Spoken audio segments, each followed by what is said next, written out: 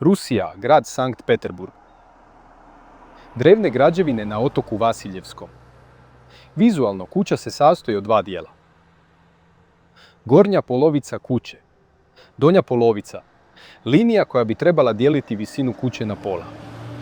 Donji prozori su mali, prozorske klupčice u razini asfaltne staze. Očito, arhitekt nije namjeravao takav projekt. Ispod ovih prozora još treba biti razmak i temelj zgrade.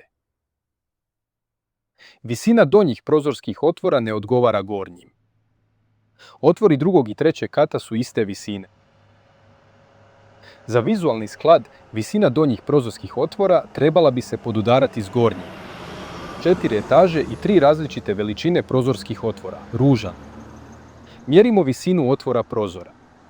Usporedimo. Opet su prozorske klupice u razini asfalta. Kakva lijepa vila, zabat pilastri, štukature. Ali prvi kat opet strši iz zemlje.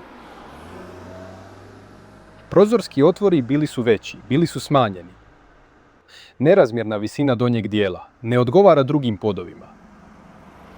Prozorski otvori na donjoj etaži nešto su manjih dimenzija od gornjih. Tim otvorima nedostaje visina. Je li ovo doista glavni ulaz u luksuznu vilu? Prekrasan dizajn središnjeg dijela. A tako mala, niska vrata, nema trijema ili stepenica. Pa i dalje niz ulicu sve su zgrade propale u zemlju.